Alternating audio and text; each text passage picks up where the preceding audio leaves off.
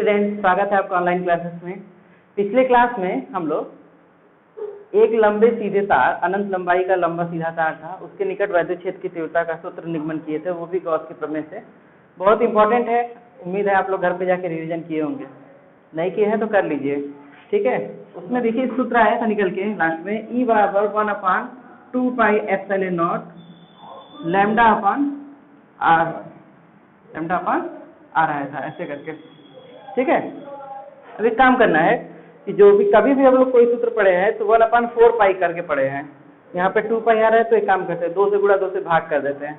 अगर हम 2 से गुणा 2 से भाग कर देंगे तो ये हो जाएगा 1/4 पाई एप्सिलॉन नॉट, तो हमको 2 से गुणा भी करना पड़ेगा, तो 2 लैम्डा अपॉन आर, ठीक है।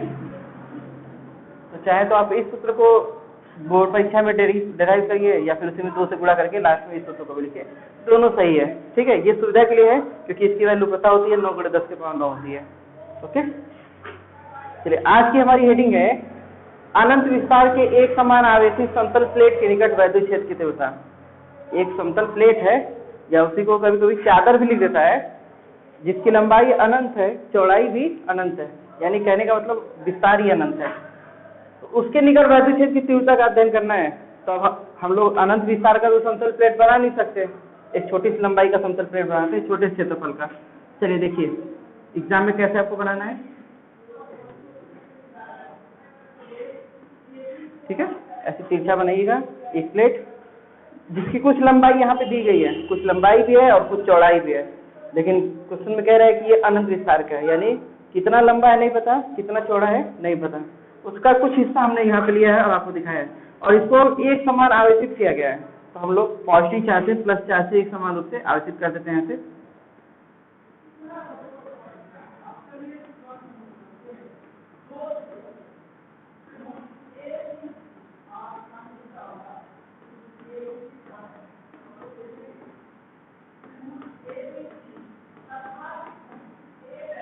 ठीक है, हमने एक समान रूप से आवेशित कर दिया इसको, और इसके निकट हमको वैद्युत क्षेत्र की तीव्रता ज्ञात करनी है।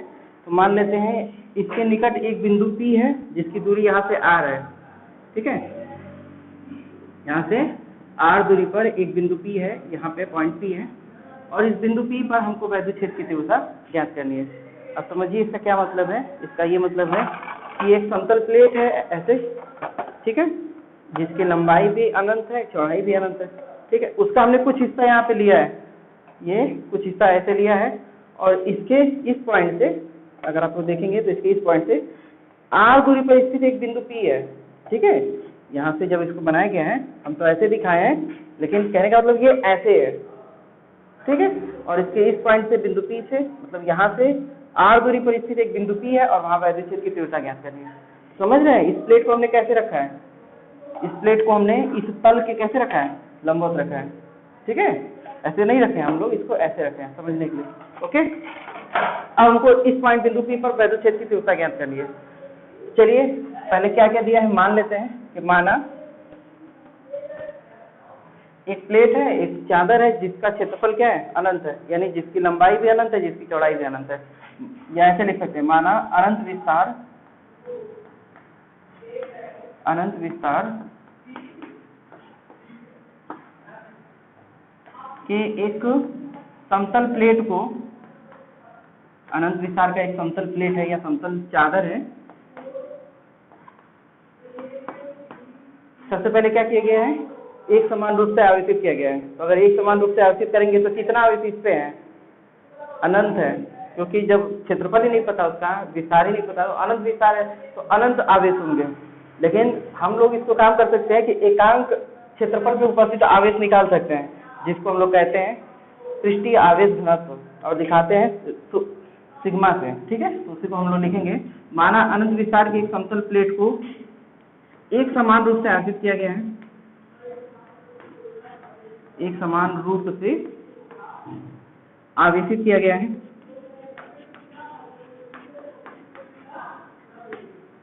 आवेशित किया गया है, जिसके एकांक क्षेत्रफल पर उपस्थित आवेश की मात्रा Q है, ठीक है। कुल कितना आवेश है नहीं पता, लेकिन हमको इतना पता है कि एकांक क्षेत्रफल पर कितना आवेश है, जिसके एकांक क्षेत्रफल पर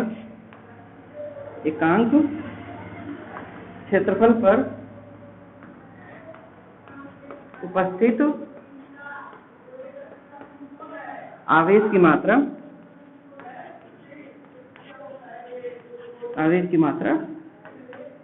Q है।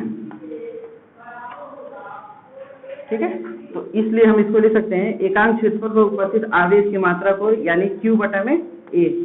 आवेश की मात्रा मतलब क्या होगा कि आवेश की मात्रा ले लो और एकांक क्षेत्रफल, तो प्रति एकांक क्षेत्रफल पर उपस्थित आवेश की मात्रा हो गया, और इसी को बोलते हैं पृष्ठीय आवेश घनत्व, दिखाते हैं सिग्मा से, यानी सिग्मा बराबर होगा Q अपन A। तो जहां आवश्यकता पड़ेगी वहां हम लिख सकते हैं Q बराबर सिग्मा इंटू A। ठीक है, Q बराबर सिग्मा इंटू A, जहां आवश्यकता पड़ेगी वहां हम लिख सकते हैं। ठीक है, ये थोड़ा सा गलत लिख दिया है, एकांक क्षेत्रफल पर उपस्थित, हाँ ठीक तो है, आवेश की मात्रा Q है, नहीं गलत ही है, एकांक क्षेत्रफल पर उपस्थित आवेश की मात्रा को हम लोग सिग्मा से दिखाते हैं। ठीक है, एकांक क्षेत्रफल पर उपस्थित आवेश की मात्रा को पृष्ठीय आवेश घनत्व बताते हैं सिग्मा, तो सिग्मा बराबर होगा Q बटे में A, तो Q बराबर हो जाएगा सिग्मा इंटू A। चलिए इतना माना लिख दिए, अब हमको जो करना है वो देखते हैं। इस प्लेट के कारण हमको r दूरी पर एक स्थित बिंदु P है, और इस बिंदु P पर वैद्युत क्षेत्र की तीव्रता ज्ञात करनी है। तो 5 स्टेप बताए गए। पहला स्टेप, इस बिंदु P के चारों तरफ एक गॉसियन पृष्ठ खींचेंगे, दो ही प्रकार से खींच सकते हैं, या तो गोला या तो बेलन। उसके बाद उस पर एक छोटा सा पृष्ठ लेंगे और उससे गुजरने वाला वैद्युत फ्लक्स निकालेंगे, फिर समाकलन करेंगे और कुल वैद्युत फ्लक्स निकालेंगे, उसका समीकरण नंबर 1 मान लेंगे उसको। फिर गॉस की प्रमेय लगाएंगे, Q/ε0। ठीक है, Q दिया है तो ठीक, नहीं दिया तो यहाँ से चेंज कर लेंगे और उसको समीकरण नंबर 2 मानेंगे। फिर समीकरण 1 और 2 को बराबर कर देंगे, E को एक तरफ रख के बाकी सबको दूसरी तरफ कर देंगे, वैद्युत क्षेत्र की तीव्रता निकल जाएगी। तो चलिए देखते हैं। ऐसे एक प्लेट है और यहाँ से एक r दूरी पर बिंदु है। अब हमको इस बिंदु पर गॉसियन पृष्ठ खींचना है। कैसा खींचें? गोल खींच दें। अगर हम गोल खींचेंगे तो क्या होगा? गोल खींचेंगे तो समझिए कि ये प्लेट है और यहाँ बिंदु P है, और इस बिंदु P को हमने लेके ऐसे गोल खींचा है। तो आपको पता है कि समतल चालक के कारण वैद्युत क्षेत्र की तीव्रता जो होती है, या वैद्युत बल रेखाएं जो होती हैं, ऐसे सीधे ही होती है सबके, इसके सीधे। केवल बिंदु आवेश के कारण और गोला के कारण ये वैद्युत बल रेखाएं सभी दिशाओं में फैलती हैं। तार के कारण भी बताए थे कि सीधी होती है, इसके कारण भी वैद्युत बल रेखाएं ऐसे सीधे निकलेंगे, कोई एक दूसरे को नहीं काटेंगे, मतलब सीधे होंगे। इस प्लेट से इधर वैद्युत बल रेखाएं ऐसे सीधे निकलेंगे, पीछे भी ऐसे सीधे निकलेंगे। और अगर हम पृष्ठ ऐसे गोल ले रहे हैं तो वैद्युत बल रेखाएं ऐसे, और पृष्ठीय क्षेत्रफल की दिशा ऐसे मिलेगी, तो कोण हर जगह क्या होगा?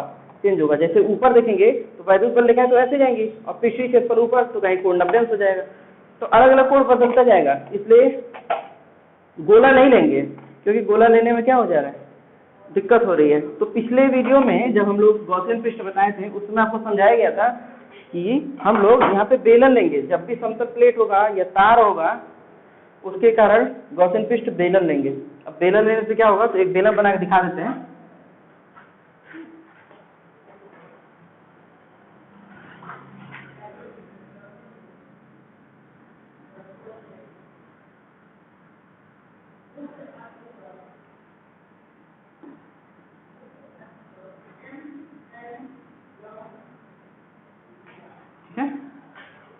एक बेलन इधर ले लिए और एक बेलन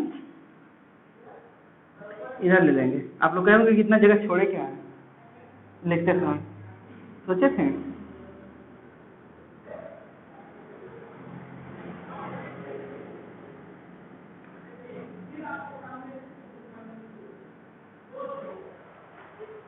हमने एक बेलन ले लिया, और बेलन इस प्रकार से लिया है कि वो आधा हिस्सा बेलन का इधर है और आधा हिस्सा बेलन का इधर है। अब इससे क्या होगा? देखिए कहाँ गया, ये प्लेट है, आपको बताया गया कि ऐसे रखा गया है, और हमने बेलन लिया है ऐसे बेलन, तो बेलन का आधा हिस्सा इधर है और आधा हिस्सा इधर है।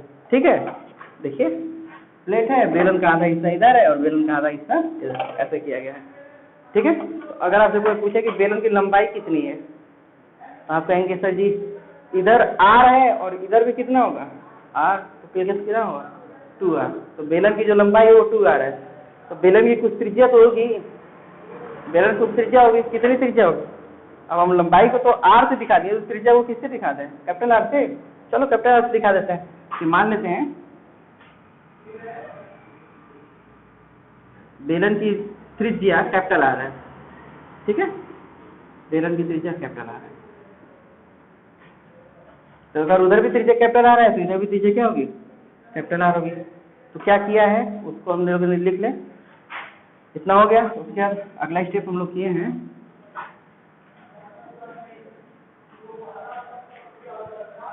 कि बिंदु P से होकर जाने वाला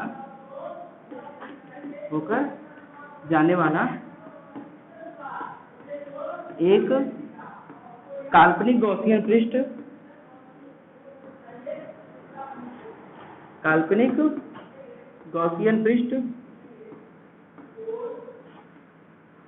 और कौन सा खींचा है हम लोगों ने? तो इस बार बेलन खींचा है, काल्पनिक गॉसियन पृष्ठ बेलन खींचा, जिसकी लंबाई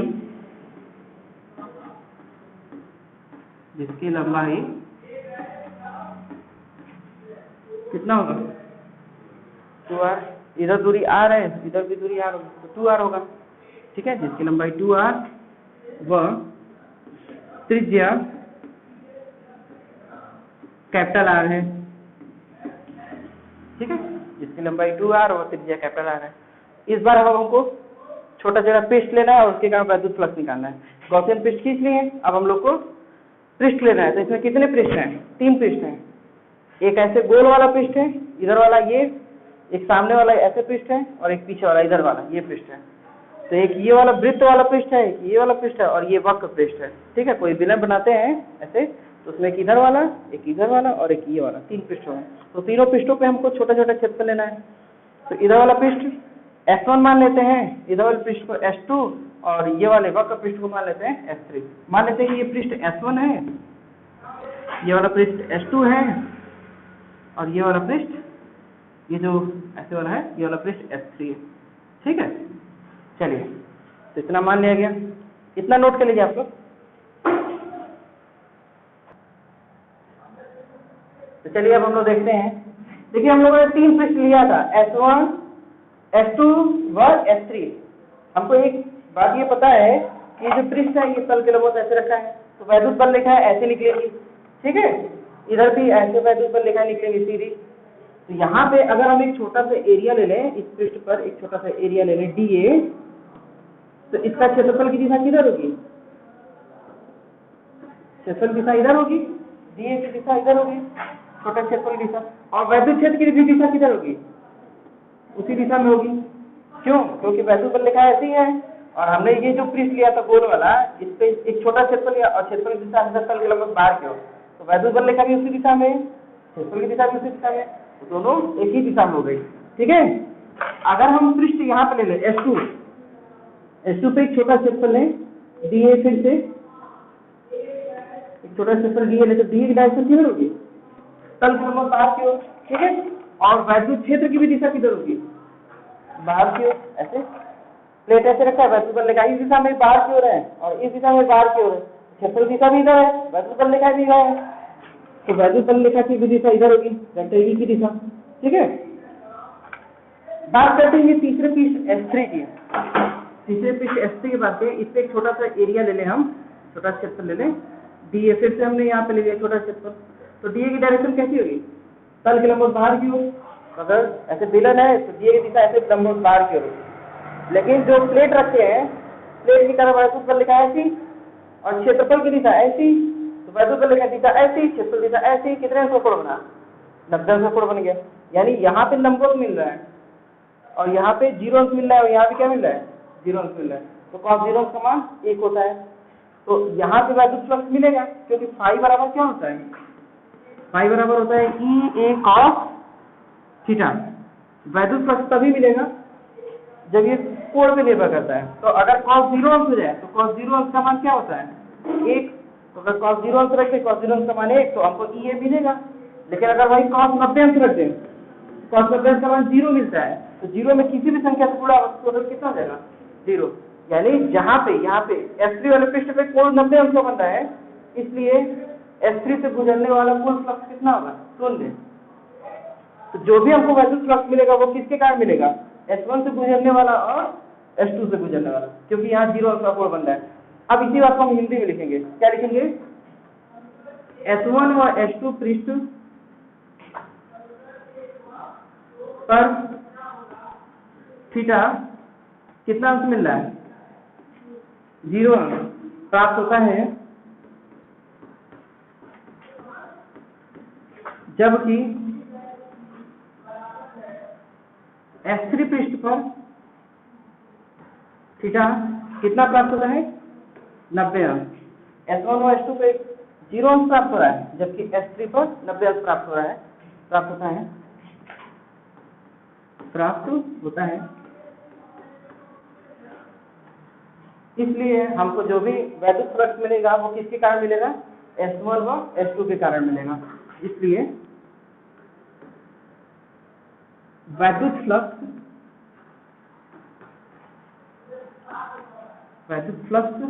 केवल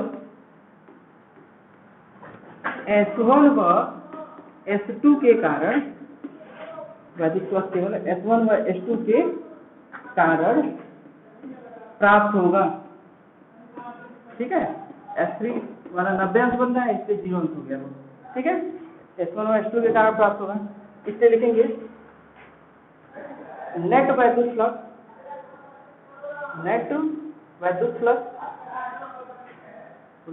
फ्लक्स को अगर हम फाई से दिखाएं तो फाई बराबर होगा, दोनों का समाकलन कर दें तो इधर वाला पृष्ठ से गुजरने वाला वैद्युत फ्लक्स को अगर हम d∅1 से दिखाएं तो d∅1 का समाकलन और प्लस इस वाले पृष्ठ से गुजरने वाला वैद्युत फ्लक्स को d∅2 से दिखाएं तो हो जाएगा पृष्ठ समाकलन d∅2 का। इधर वाला पृष्ठ S1 है और इधर वाला पृष्ठ S2 है। ठीक है, तो d∅1 फाई की वैल्यू होती है E cos थीटा। जब रखेंगे फाई बराबर पृष्ठ समाकलन S1 का E छोटा क्षेत्रफल लिया है dA, E छोटा क्षेत्रफल लिया है dA, और cos कितने अंश बन रहा है? 0 अंश वहां मिल रहा है, और प्लस दूसरा वाला पृष्ठ S2 का E वैद्युत क्षेत्र कितनी होता है? E छोटा क्षेत्रफल लिया dA, और वहां भी कोण कितने अंश का? cos 0 अंश का। cos 0 अंश की वैल्यू 1 यहाँ भी हो गई। E तो कांस्टेंट होता है, बाहर हो गया, तो मिला क्या हमको? मिला हमको ये फाई बराबर E कांस्टेंट है, बाहर हो गया, पृष्ठ समाकलन S1 का dA, और प्लस यहाँ भी E पृष्ठ समाकलन S2 का dA। cos 0 अंश का मान 1 हो गया, तो E dA मिलेगा, तो E कांस्टेंट बाहर कर दिए तो dA बच गया इसमें अंदर। यहाँ पे cos 0 अंश का मान 1, E dA मिलेगा तो E बाहर कर दिए, dA का समाकलन, और dA है छोटा क्षेत्रफल, और जब इसका समाकलन करेंगे तो पूरा क्षेत्रफल हो जाएगा। तो जितना क्षेत्रफल इधर होगा उतना ही क्षेत्रफल इधर भी होगा। क्यों होगा? क्योंकि बेलन की त्रिज्या r माने है, तो अगर इधर क्षेत्रफल पाई r स्क्वायर तो इधर भी क्षेत्रफल पाई r स्क्वायर। ठीक है, तो इसका मतलब कि जितना क्षेत्रफल इधर मिलेगा उतना ही क्षेत्रफल हमको इधर मिलेगा, यानी दोनों क्षेत्रफल आपस में बराबर है। जब इसका समाकलन करेंगे dA का समाकलन तो पाई कैपिटल R स्क्वायर लिखते हैं। ठीक है, पाई बराबर हम समाकलन करेंगे तो इसको लिख सकते हैं पाई इंटू कैपिटल कितना R स्क्वायर, क्योंकि यहाँ पे एक वृत्त बनेगा, वृत्त कैसे? तो पाई कैपिटल R स्क्वायर, और प्लस उधर वाला भी सेम यही बनेगा E into pi capital R square. इधर वाले पृष्ठ का भी क्षेत्रफल कितना होगा? Pi capital R square. अब देखिए पाई R स्क्वायर यहाँ भी है, पाई R स्क्वायर यहाँ भी है, E यहाँ भी है, E यहाँ भी है, कहने का मतलब पूरा टर्म E पाई R square E pi square 2 बार है, तो 2 प्लस 2 जोड़ेंगे कितना हो जाएगा? 6। 2 गुणे 2 लिख सकते हैं ना, 3 प्लस 3 3 गुणे 2 मतलब 2 बार है, इसलिए हम इसको लिख सकते हैं, इधर लिख जाए, इसको हम लिख सकते हैं पाई बराबर 2E पाई R स्क्वायर, ऐसे लिख सकते हैं। पाई बराबर E पाई R स्क्वायर 2 बार है, इसलिए 2E पाई R स्क्वायर, और यहाँ पे जो पाई R स्क्वायर है इसको हम कैपिटल A लिख दे रहे हैं, क्षेत्रफल मान ले रहे हैं कि बेलन का क्षेत्रफल कितना है? कैपिटल A, तो 2E इंटू A। यहाँ पे हमने ये मान लिया कि ये वाला जो बेलन का ये वाला पृष्ठ है इसका क्षेत्रफल कितना है? कैपिटल A, तो पाई R स्क्वायर की जगह हमने लिख दिया कैपिटल A, तो हो गया 2E इंटू कैपिटल A। अब सुनिए, जितनी बड़ी त्रिज्या होगी यहाँ पे जितनी बड़ी त्रिज्या होगी उतना ही बड़ा बेलन होगा, और जितना बड़ा बेलन होगा उतना ही बड़ा क्षेत्रफल होगा। समझ आ रहा है कि अगर हम इस त्रिज्या को कम कर दें तो बेलन छोटा वाला बनेगा, क्षेत्रफल छोटा मिलेगा। त्रिज्या को बढ़ा दे तो बेलन बड़ा मिलेगा, क्षेत्रफल बड़ा मिलेगा। यानी बेलन का जो क्षेत्रफल है वो किस पे निर्भर कर रहा है, इस त्रिज्या पे। ठीक है, और त्रिज्या कितना लेना है हमको, अनंत लेना है, क्योंकि समतल प्लेट है ना, समतल प्लेट अनंत विस्तार की है, तो हमको ऐसा लेना है कि कवर कर लेना। तो कवर करने के लिए त्रिज्या इधर भी r मानेंगे अनंत वाली और इधर भी r मानेंगे अनंत वाली, तो बेलन खूब बड़ा बनेगा अनंत वाला।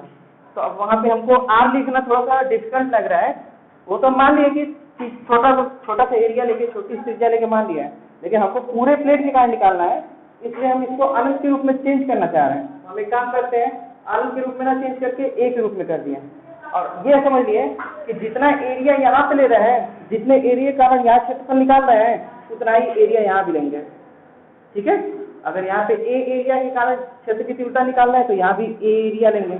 अगर यहाँ पे 2a एरिया निकालना है मतलब क्षेत्रफल यहाँ पे आवेश की मात्रा को अधिक लेंगे, यहाँ पे इसको बढ़ा देंगे, यहाँ पे और बढ़ाएंगे, यहाँ पे और बढ़ाएंगे, जितना वहाँ पे क्षेत्रफल बढ़ाएंगे उतना ही यहाँ पे क्षेत्रफल बढ़ेगा। ठीक है, हमने क्या किया था, सिंपल पाई आर स्क्वायर को a के रूप में कन्वर्ट कर दिया। मान लीजिए कि क्षेत्रफल a है, इधर का भी क्षेत्रफल a है, उधर का भी क्षेत्रफल a है। तो जब ये निकल गया तो इसको तुरंत आपको बताया गया क्या करते हैं, समीकरण नंबर 1 मानते हैं, और इसके बाद गॉस की प्रमेय लगाएंगे। गॉस की प्रमेय से लिखेंगे, गॉस की प्रमेय से। गॉस की प्रमेय क्या है, तो गॉस की प्रमेय है पाई बराबर q/ε। गॉस जी कहते हैं कि वैद्युत फ्लक्स जो होता है वो आवेश की मात्रा का 1/ε0 गुना होता है। तो q/ε0, और q की वैल्यू कितनी है, सिग्मा इंटू a, तो रख देंगे सिग्मा a/ε0। समीकरण नंबर कितना, 2। अब आपको बताया क्या है, नियम है कि समीकरण 1 और समीकरण 2 दोनों का आपस में क्या कर देंगे, बराबर कर देंगे। तो समीकरण 1 और समीकरण 2 को अगर आपस में बराबर कर दें तो यहाँ लिख देते हैं समीकरण 1 बराबर समीकरण 2 से, समीकरण 1 बराबर समीकरण 2 से,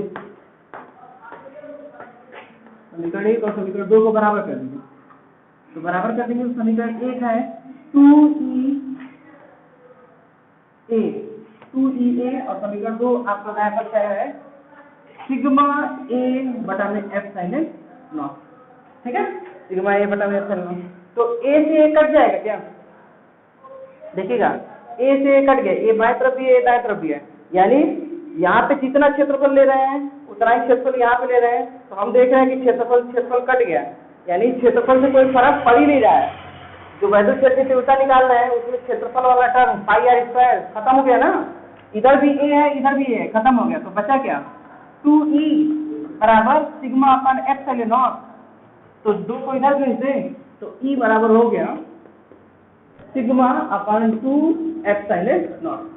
ये हो गया एक समान रूप से आवेशित समतल प्लेट के कारण वैद्युत क्षेत्र की तीव्रता जिसका विस्तार अनंत है, और इसमें कहीं भी क्षेत्रफल नहीं आया, इसमें बस हमको एक वैल्यू मिल रही है सिग्मा।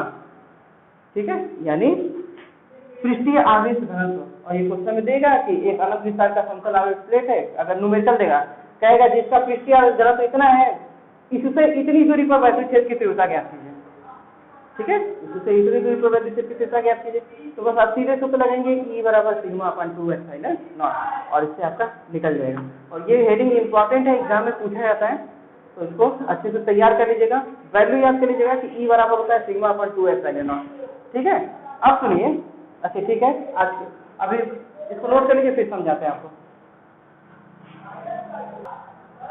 देखिए एग्जाम में अगर आपसे पूछेगा ना, अनंत विस्तार के एक समानांतर समतल प्लेट के निकट वैद्युत क्षेत्र की तीव्रता ज्ञात कीजिए गॉस के प्रमेय की सहायता से, तो आपको ये डेरिवेशन इतना करना है और लास्ट में यहीं पे छोड़ देना है।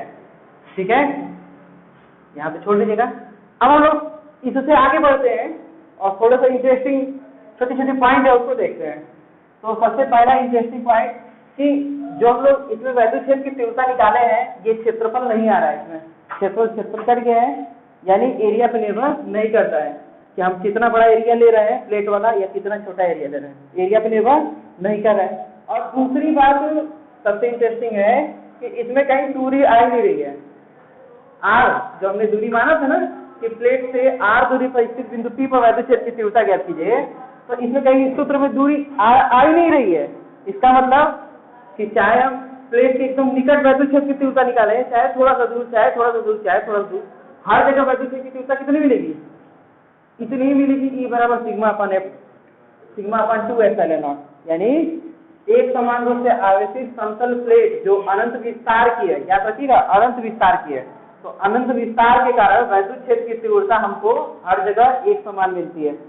वो वैद्युत क्षेत्र की तीव्रता ना ही क्षेत्रफल पर निर्भर करती है और ना ही प्लेट से दूरी पर निर्भर करती है। ठीक है, ना ही क्षेत्रफल पर निर्भर करती है, ना ही प्लेट से दूरी पर निर्भर करती है। लेकिन अब हम इसमें थोड़ा सा एक्सपेरिमेंट करेंगे और इस अनंत विस्तार को जरा लिमिट में लाएंगे। हम लोग जो अनंत विस्तार की समतल प्लेट थी, अब इसको थोड़ा सा अनंत विस्तार नहीं करेंगे बल्कि कुछ लंबाई मान के करेंगे। तो चलिए देखा जाए कि अनंत विस्तार न होकर के कुछ और हो। जैसे इसको हम लोग लिखेंगे विशेष स्थितियां, और इसको बहुत ध्यान से देखिएगा आप लोग, विशेष स्थितियां। हम क्या कर रहे हैं? सबसे पहला में कि तार की लंबाई तो अनंत मान रहे हैं, ठीक है, लेकिन जो चौड़ाई है या फिर मोटाई है जो प्लेट की, उसको अनंत नहीं कर रहा है, एक लिमिट कर दे रहा है। मान लो 1 मीटर 2 मीटर। कहने का मतलब कि तार बना दे, इसको हम एक तरह से क्या बना दे? तार, जिसकी लंबाई तो अनंत है, जिसकी लंबाई अनंत है, कहाँ तक है नहीं पता, लेकिन ये जो चौड़ाई है ना, ये अनंत नहीं है। ये जो मोटाई इसको कह दे, ये अनंत नहीं है, बल्कि इसको हमने क्या कर दिया? लिमिट कर दिया। इसकी लंबाई को फिक्स कर दिया, इसकी चौड़ाई को फिक्स कर दिया हमने, 1 मीटर 2 मीटर, आधा मीटर, 10 सेंटीमीटर, जितना भी। तो इसमें पहला पॉइंट है कि जब प्लेट की क्या हो? मोटाई, प्लेट की मोटाई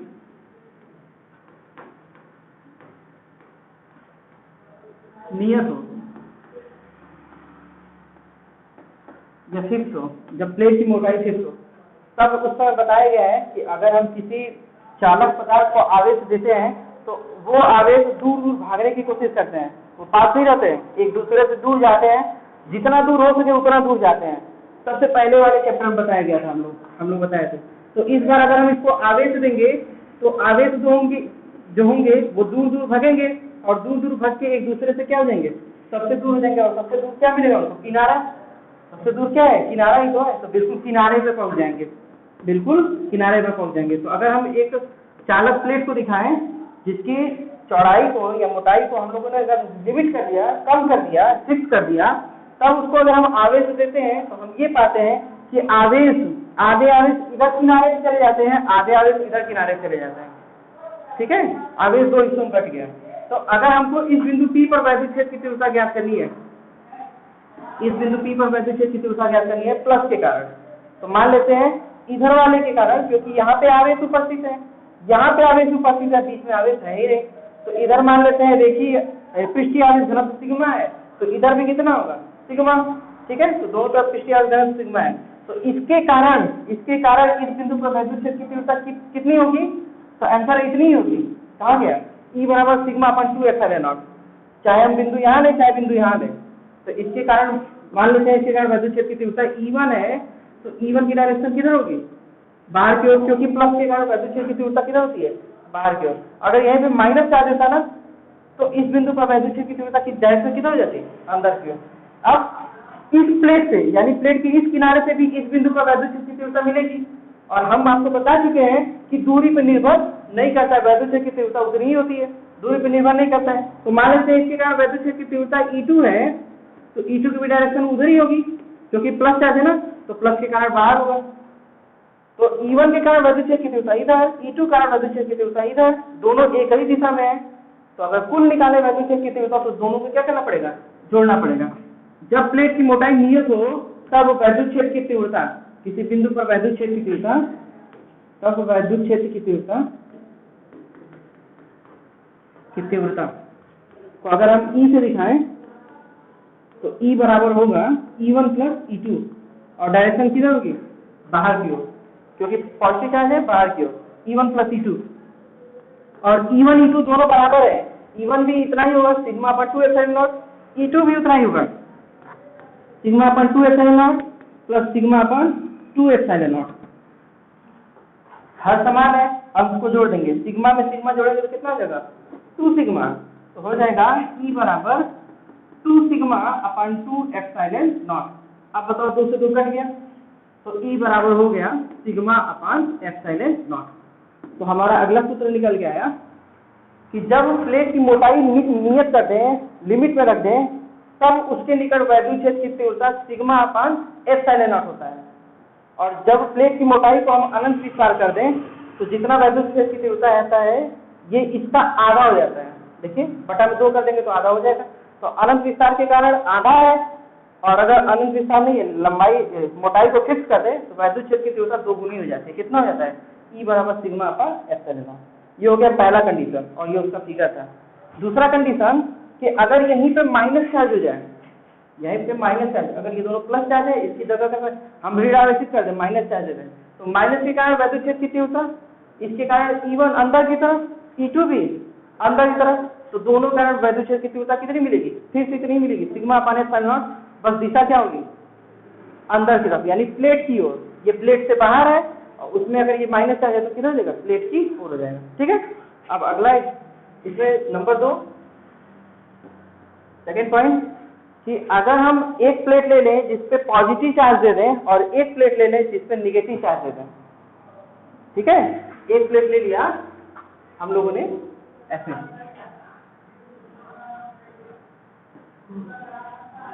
और एक प्लेट यहां ले लिया, 2 प्लेट ले लिया। ये प्लेट फर्स्ट हो गई और ये प्लेट सेकेंड हो गई। इस पे हमने कौन सा चार्ज दिया?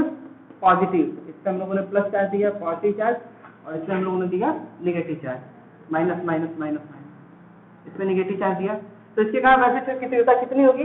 अभी निकालते हैं, पहले इसको नोट कर लीजिए जल्दी से। चलिए तो अब हम लोग इसको देखते हैं कि अगर 2 प्लेट ले लिया, एक पे धनावेश दे दिया और दूसरे पे ऋण आवेश दे दिया, तब हमको देखना है कि वैद्युत क्षेत्र की तीव्रता कितनी होती है। एक देखना है इसके इन दोनों प्लेटों के बीच में कितनी होगी, और एक देखना है दोनों प्लेटों के बाहर कितनी होगी। और एक बात आप याद रखिए कि दूरी पर निर्भर नहीं करता है। क्यों? क्योंकि कहीं भी R नहीं आ रहा है। तो चाहे हम इस प्लेट से इतनी दूरी पर देखें वैद्युत क्षेत्र की तीव्रता, चाहे इतनी दूरी पर देखें वैद्युत क्षेत्र की तीव्रता समान होगी। ठीक है, दूरी पर निर्भर नहीं करेगा। तो हम लोग सेकेंड वाला है कि जब 2 प्लेट परस्पर विपरीत आवेश के हों, जब 2 प्लेट परस्पर विपरीत आवेश के हों, जैसे एक पॉजिटिव चार्ज है एक नेगेटिव चार्ज, परस्पर विपरीत आवेश क्या है, तब नंबर ए दोनों प्लेटों के बीच में वैद्युत क्षेत्र की तीव्रता कितनी होगी, और नंबर 2 दोनों प्लेटों के बाहर वैद्युत क्षेत्र की तीव्रता कितनी होगी। तो चलिए देखते हैं। मान लेते हैं ये प्लेट के कारण वैद्युत क्षेत्र की तीव्रता E1 है, तो जरा देखिएगा इस पॉइंट पे E1 की दिशा किधर होगी? तो प्लस के कारण वैद्युत क्षेत्र की दिशा हमेशा किधर होती है? बाहर की ओर। तो वैद्युत क्षेत्र की दिशा इधर है, बाहर की ओर है। इस प्लेट से किधर होगी? बाहर की ओर। E2 के मान लो ये प्लेट ऋण आवेशित है, इसके कारण वैद्युत क्षेत्र की तीव्रता यहाँ पे E2 है, E2, तो E2 की दिशा किधर होगी? तो आपको पता है कि वैद्युत क्षेत्र की दिशा ऋण के कारण हमेशा अंदर की तरफ होती है, यानी ऋण की ओर होती है। प्लस से बाहर होती है, ऋण के अंदर होती है। तो ये ऋण है, ऋण के किधर होगी? अंदर। यहाँ वैद्युत क्षेत्र की दिशा इधर होगी। तो जरा बताइए क्या दोनों एक ही दिशा में है? प्लस के कारण बाहर और माइनस के कारण अंदर, दोनों एक ही दिशा में है। इस पॉइंट पे प्लस के कारण वैद्युत क्षेत्र की दिशा किधर होगी? बाहर की तरफ। E1 बाहर की तरफ होगा, और माइनस के वैद्युत क्षेत्र की दिशा किधर होगी? अंदर की तरफ। तो E2 किधर होगा? अंदर की तरफ। तो दिख रहा है कि जब प्लेट दोनों प्लेटों के बीच में देख रहा है तो वैद्युत क्षेत्र की दिशाएं एक ही हो रहे हैं, लेकिन जब प्लेटों के बाहर देख रहे हैं तो वैद्युत क्षेत्र की दिशाएं एक दूसरे के विपरीत हो गए। तो अब हम लोग देखते हैं कि वैद्युत क्षेत्र की तीव्रता है कितनी, और उसमें नंबर ए है प्लेटों के मध्य। प्लेटों के मध्य कितना है? तो अगर प्लेटों के मध्य वैद्युत क्षेत्र की तीव्रता को E से दिखाएं तो E बराबर होगा E1 plus E2। E1 plus E2। E1 कितना? पहले प्लेट के यहाँ वैद्युत क्षेत्र की तीव्रता कितनी? Sigma upon 2 epsilon not, sigma upon 2 epsilon not, और दूसरे प्लेट के कारण भी सिग्मा अपन 2 एप्सिलॉन नॉट। अगर आवेश की मात्रा समान है, पृष्ठीय घनत्व समान है, तो sigma upon 2 epsilon not, sigma upon 2 epsilon not. फिर से कुछ ऐसा ही हो गया क्या? Sigma upon 2 epsilon not, sigma upon 2 epsilon not. तो इसको सॉल्व करेंगे तो कितना आएगा? Sigma upon epsilon not.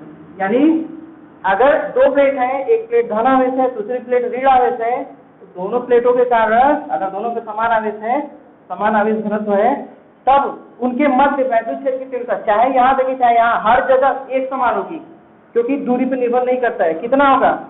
Sigma upon epsilon not. और पूछे कोई की दिशा किधर होगी, तो दिशा किधर है? प्लस से माइनस की ओर। भाई दोनों दिशा एक ही है ना, दोनों दिशा किधर है? प्लस से माइनस की ओर। तो याद रखिएगा कि जब दो प्लेटें विपरीत प्रकृति के आवेश हो, एक पे धन आवेश हो, एक पे ऋण आवेश हो, तो प्लेटों के मध्य वैद्युत क्षेत्र की तीव्रता हर जगह समान होती है। कितनी होती है? सिग्मा अपन एप्सिलॉन नॉट होती है। और दिशा किधर होती है? तो प्लस से माइनस की तरफ होती है। ये तो पहला हो गया। और इसमें दूसरा देख लेते हैं, डी करके। ये मिट गया है, याद रखिएगा प्लेटों के मध्य है, प्लेटों के मध्य है। और दूसरा इसमें है कि प्लेटों से बाहर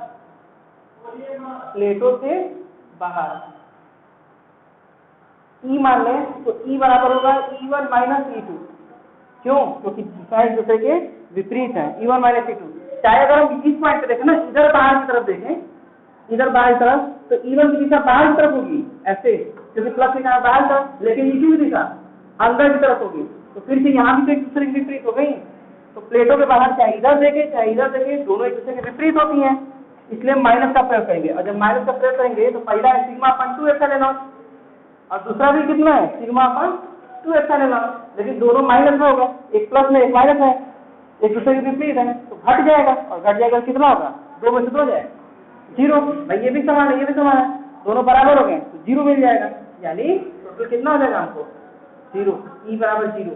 तो याद रखिएगा कि जब दो प्लेटें हो, एक पे धन आवेश हो, एक पे ऋण आवेश हो, एक दूसरे के समीप स्थित हो, अगले चैप्टर जब हम लोग वैद्युत धारिता पढ़ाएंगे तो ये आएगा, उसमें संधारित्र इसको बोलते हैं। तो आप बताया जाएगा कि जब दो प्लेटें हैं समान प्रकृति, एक पे प्लस चार्ज एक पे माइनस चार्ज, तो इनके बीच में वैद्युत क्षेत्र की तीव्रता हर जगह एक समान होती है। सिग्मा अपान एप्सिलॉन नॉट होती है, दिशा प्लस से माइनस की तरफ होती है। लेकिन प्लेटों के बाहर चाहे इस दिशा में चाहे इस दिशा में वैद्युत क्षेत्र की तीव्रता शून्य होती है। ठीक है, तो इतना नोट कर लीजिए और इसको जरा लिख लीजिए हिंदी में। तब तक के लिए जल्दी से इसको नोट करिए। तो आइए जरा इसको लिख लेते हैं हम लोग। लिखिए, शुरू करिए थोड़ा सा लिखना। जब दो, थोड़ा सा लिख लीजिए इसको। जब दो प्लेटें जिन पर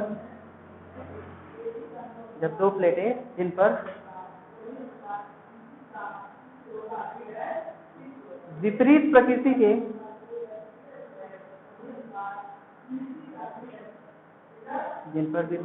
के समान आवेश घनत्व उपस्थित हो,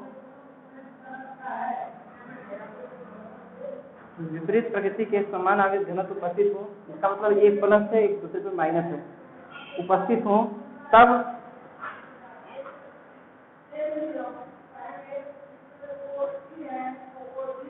प्लेटों के मध्य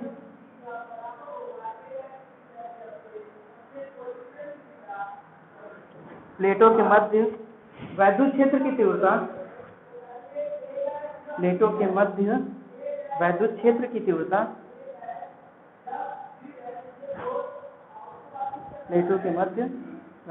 की तीव्रता सिग्मा अपन एप्सिलॉन नॉट, इसको लिखेंगे सिग्मा अपन एप्सिलॉन नॉट होती है, जिसकी दिशा प्लस से माइनस की ओर होती है, यानी धन से ऋण की ओर होती है। जिसकी दिशा प्लस से, प्लस बनाइए, से माइनस की ओर होती है,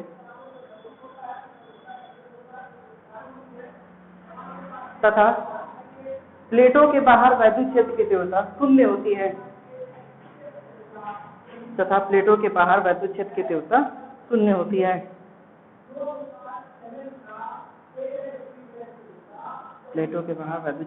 शून्य होती है।